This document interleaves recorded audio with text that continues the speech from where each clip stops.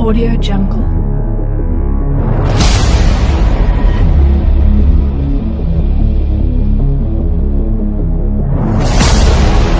Audio Jungle.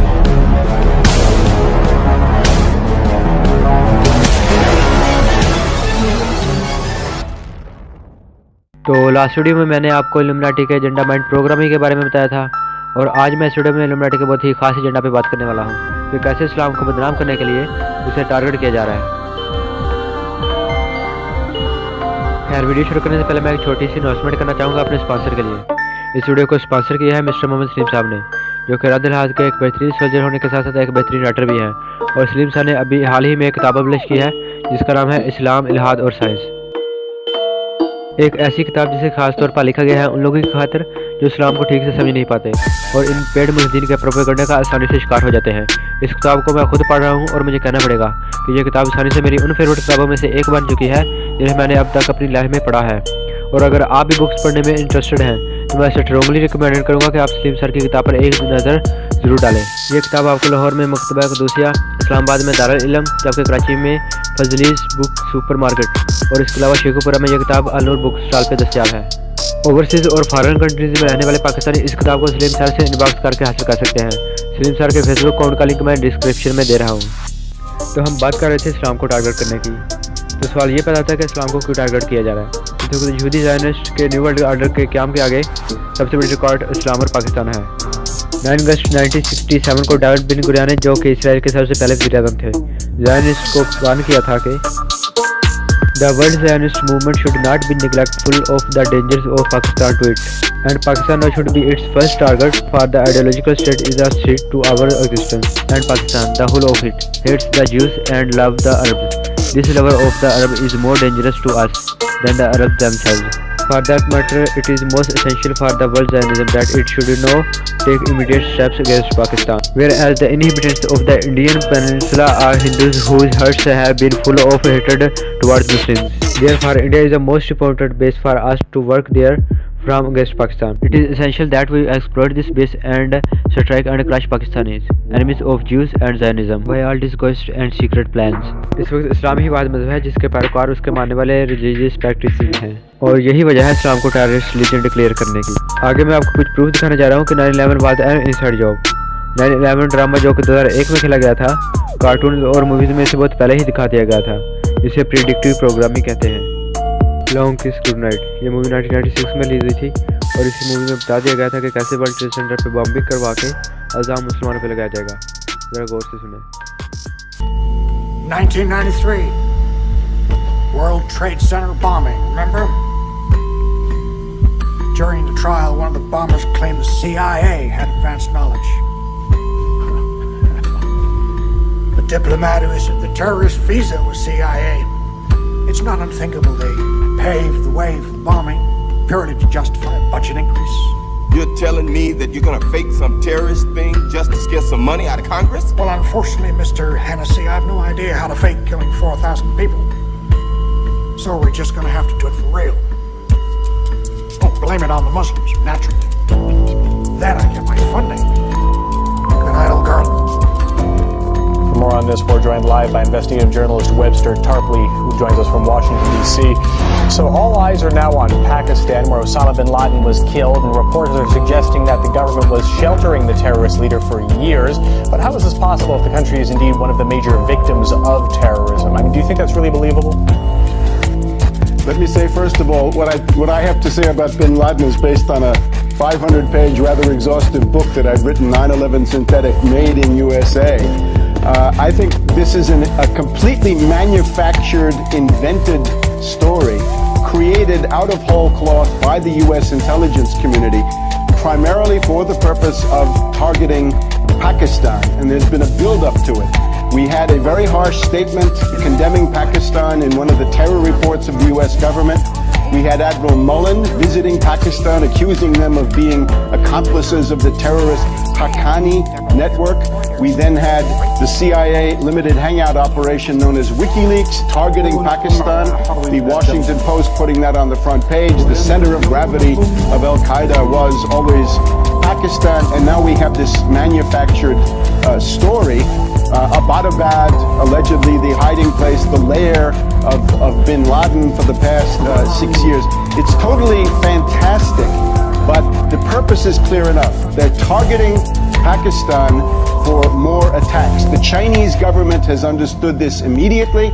We have a very strong statement from China this morning, basically saying to the U.S., if you mess with Islamabad, you will be messing with Beijing, and this will get into something much bigger than you thought. The main danger right now is false flag terror events, in reality organized by the U.S. or by NATO intelligence, that will be blamed on Pakistan. And indeed, we have this from several CIA people in the media here saying there will be revenge terror attacks, but they'll be coming from the Inter-Services Intelligence Network. That is the much demonized ISI of Pakistan. And you can see this is a complete setup. So people need to be vigilant in that regard.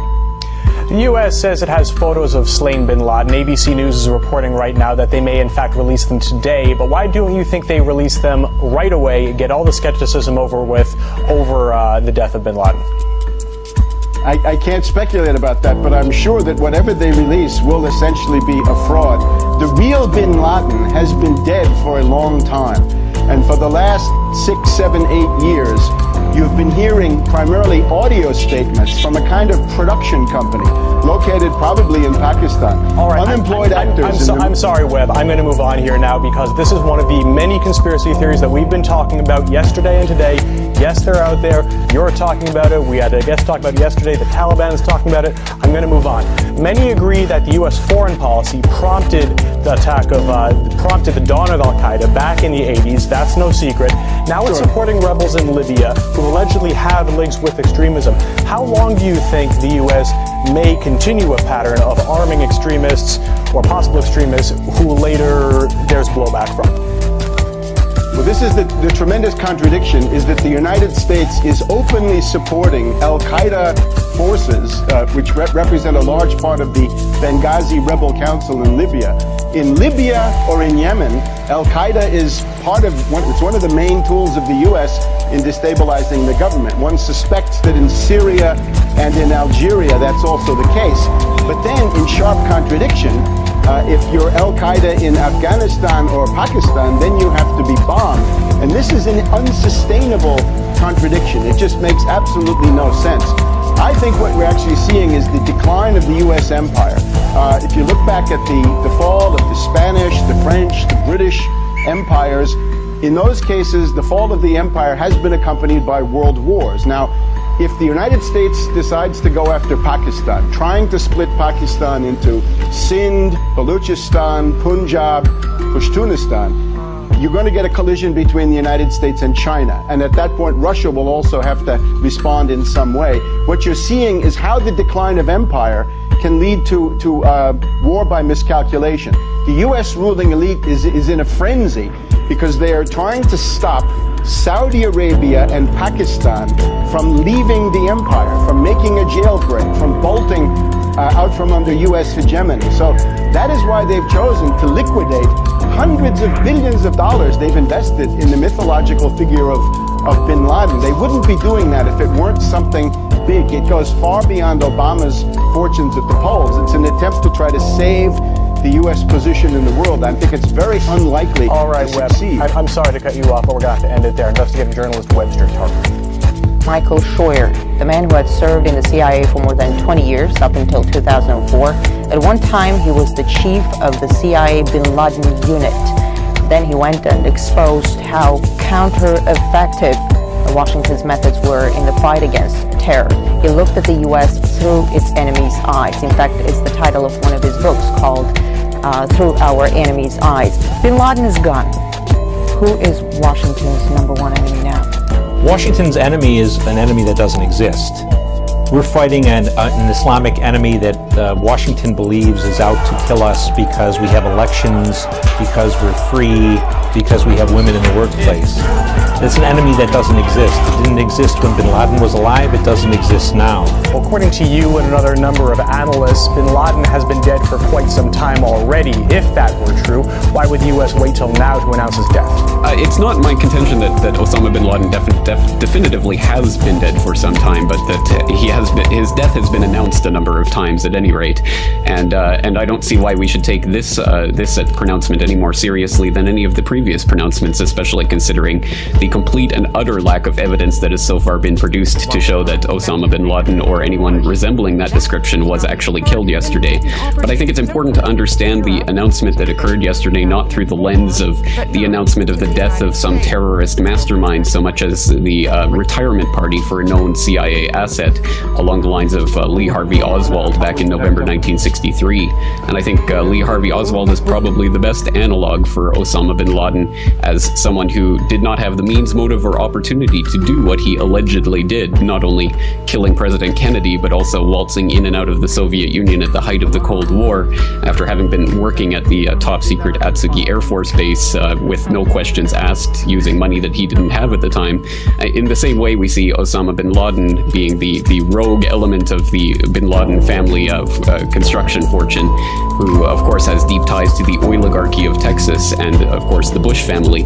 So we see Osama bin Laden, of course, having deep ties to the American intelligence establishment. So I see this more as a ploy of the CIA getting rid of one of their old assets, whether he actually did die yesterday or he's been dead for years or whatever the case may be.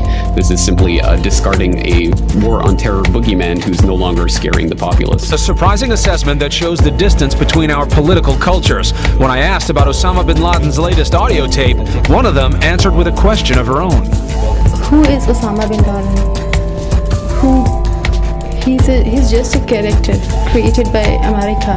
Well, actually, 98% of Pakistan would probably follow along the same line. They believe that Osama is basically a CIA agent who is working undercover to put a bad image of Islam. Really?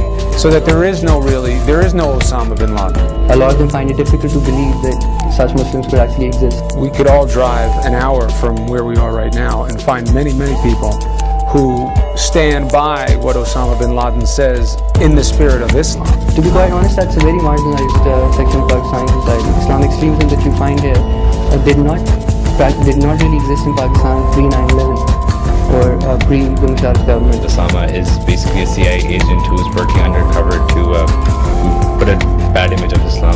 Really? So that there is no Osama bin Laden? There is no Osama bin Laden.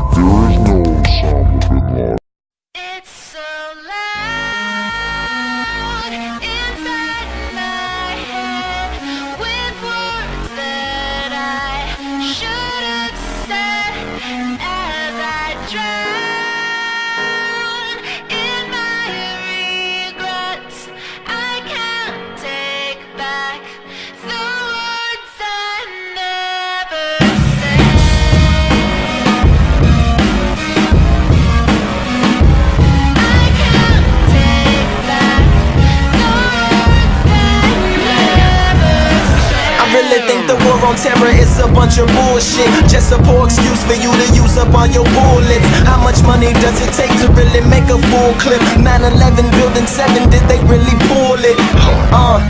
And a bunch of other cover-ups.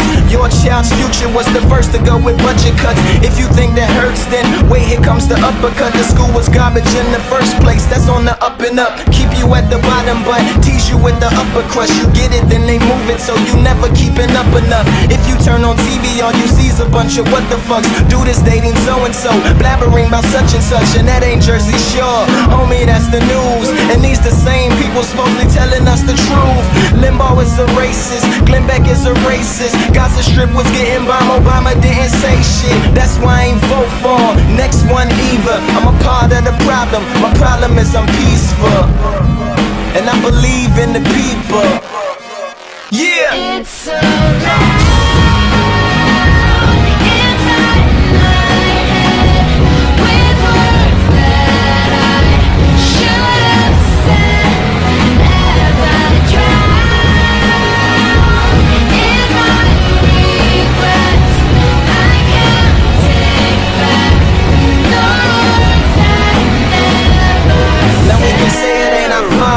If we never heard it, but if we know better, then we probably deserve it. Jihad is not holy war, where's that in the worship? Murdering is not Islam, and you are not observant.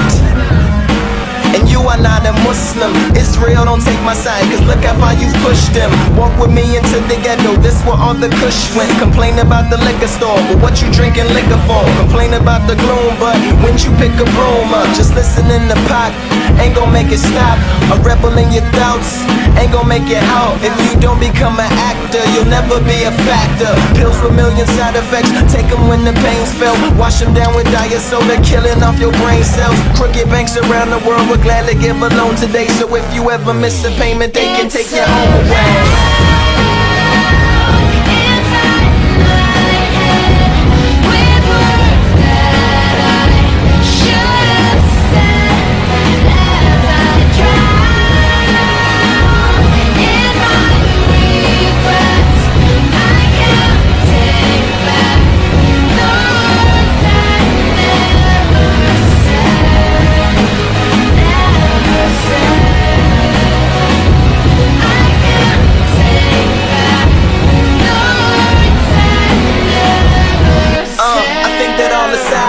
Worse than all the violence. Fear is such a weak emotion, that's why I despise it. We scared of almost everything, afraid to even tell the truth. So scared of what you think of me, I'm scared of even telling you. Sometimes I'm like the only person I feel safe to tell it to. I'm locked inside a cell in me, I know that there's a gel in you. Consider this your belling out, so take a breath and hell a few. My screams is finally getting free, my thoughts is finally yelling down.